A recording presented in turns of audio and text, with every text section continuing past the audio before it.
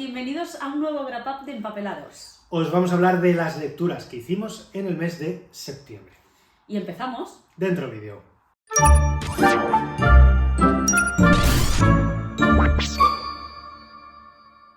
Pues voy a empezar yo con Cuando la tormenta pase, de Manuel Loureiro, que ha sido un libro que me ha decepcionado mucho. Le quería dar una nueva oportunidad a Manuel Loureiro, que me encantó con La puerta. Y tampoco es decepcionó, pero no me encantó La ladrona de huesos. Y quería leerme un libro más para saber si podía seguir leyéndolo o no. Y bueno, pues eso, ha sido una historia que no me ha enganchado en ningún momento. Creo que tira mucho de tópico y luego es larga en exceso. La historia el protagonista es un escritor que llega a la isla de Ons a escribir su siguiente novela, y es una isla que en verano está a tope de gente, pero en invierno pues viven las 4 personas que están allí y además aisladas, con todo cerrado, etcétera, durante el invierno. Un día este periodista va paseando por la isla y se encuentra un fardo en el agua, lo saca y está lleno de dinero, y a partir de ahí pues empiezan unas disputas.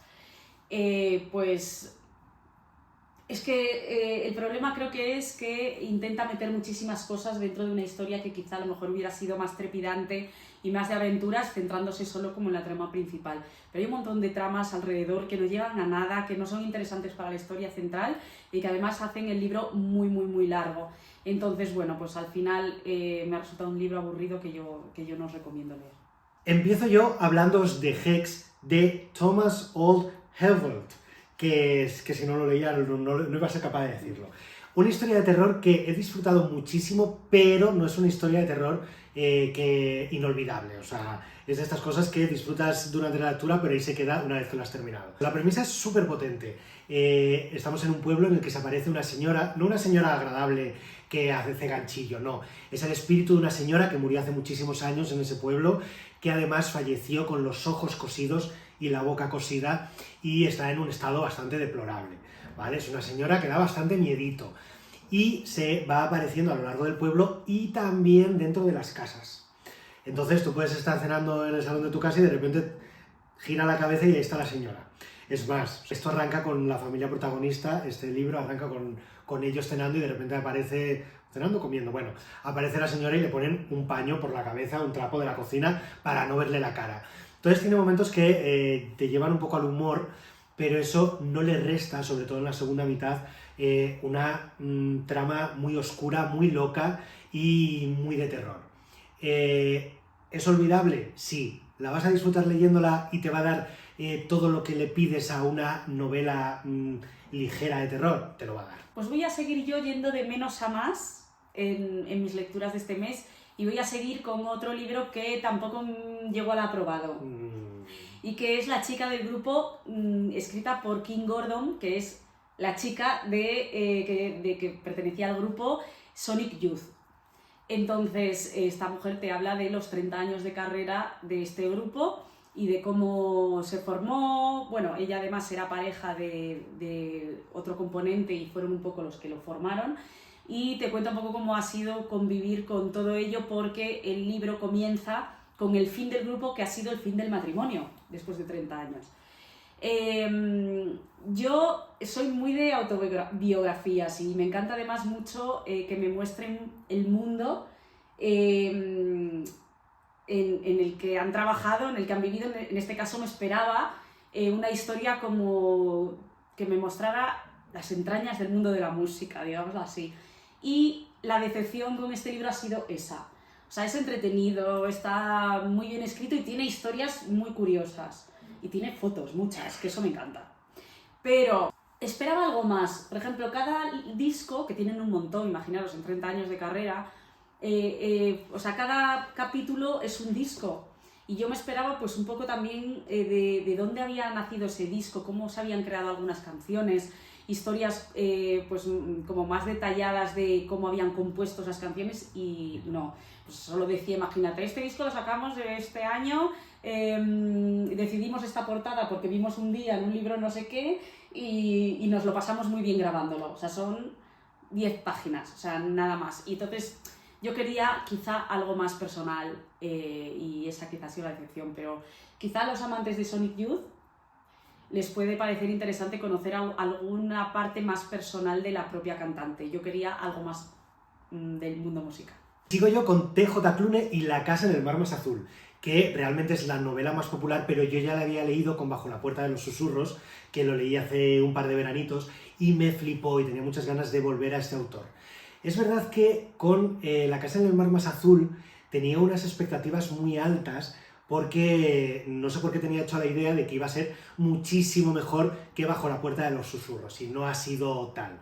Es verdad que la premisa creo que es muchísimo más guay que la de Bajo la puerta de los susurros, pero luego el desarrollo he sentido que podía sacarle más partido a estos protagonistas y que tenía más desarrollo. También es verdad que una vez que lo he acabado y he comentado que hubiera seguido en este universo más tiempo, ha sido cuando me he enterado que hay una segunda parte que va a salir en breve. Entonces, bueno, entonces esa pega quizá me la puedo comer.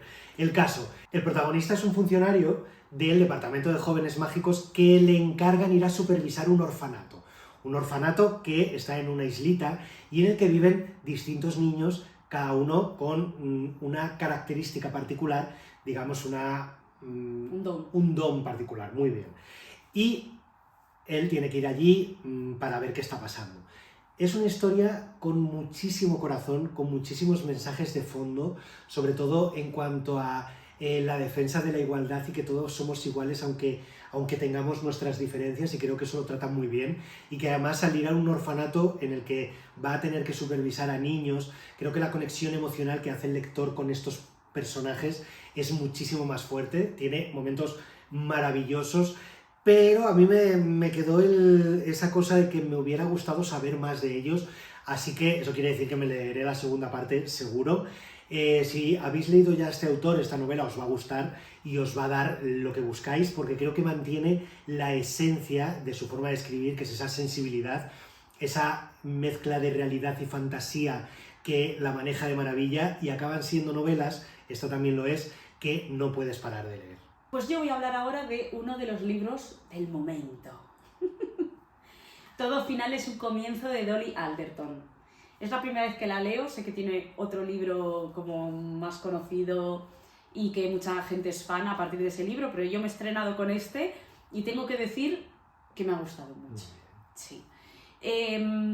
A ver, la premisa: un chico acaba de cortar con su novia, bueno, su novia ha cortado con él después de 4 años, y él se encuentra ahora con 35 años, rodeado ya de sus amigos, con sus vidas hechas, incluso con hijos, familia, y se queda de una forma él aislado y en una situación en la que cree que nadie le comprende, porque como que los desamores ya pasaron de esa edad. Entonces vamos conociendo un poco cómo él va pasando por las diversas fases de la ruptura, todo en primera persona, y también vamos descubriendo pues las cosas que le gustaban de ella. Bueno, vamos descubriendo también cómo era su relación y cuál era el papel de él en la relación.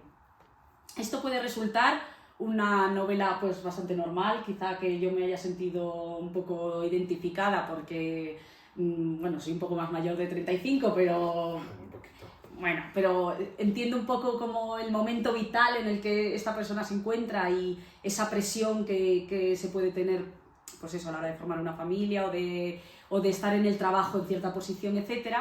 Pero creo que el punto en el que esta novela sube así un poquito más para arriba es porque en las últimas 100 páginas aparece ella y te cuenta su versión.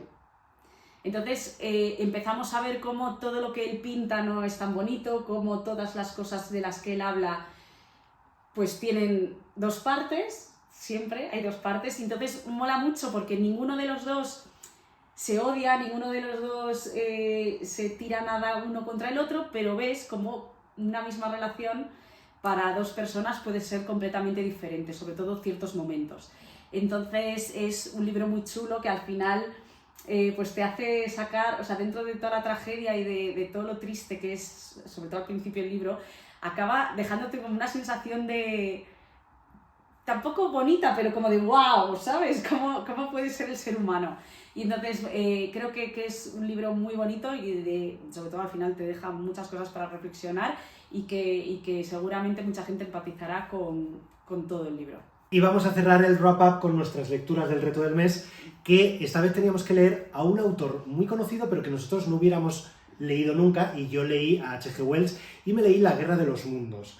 Y ha sido un descubrimiento maravilloso, o sea, la he disfrutado muchísimo, es una novela muy cortita, que pese a que tiene mucho tiempo, tiene muchos elementos de la literatura actual, creo que no ha envejecido nada, tiene capítulos cortitos, mantiene el ritmo súper bien de principio a fin y no puedes parar de leer. Además, aunque nos metemos en la ciencia ficción, creo que intenta explotar muchísimo más la ficción que la ciencia para que ese ritmo y para que ese universo te envuelva mucho más y no se rompa en ningún momento. Obviamente la historia tiene ciencia de fondo, pero en ningún momento frena el desarrollo de la historia, que es lo que al menos yo he sentido en otro tipo de historias similares. En este caso nos cuenta la venida de unos marcianos y que llegan a la Tierra dispuestos a conquistarla.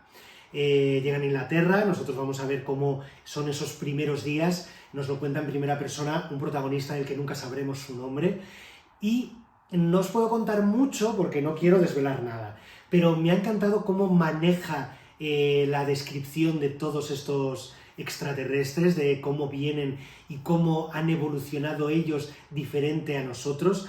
Creo que hace unas reflexiones sobre las especies y sobre la evolución que son muy chulas. Además creo que hace un tratamiento de los medios de comunicación que mola mucho y del comportamiento de la sociedad ante situaciones como esta, que también creo que se fusiona mucho con el tratamiento de los medios de comunicación y creo que lo hace de maravilla.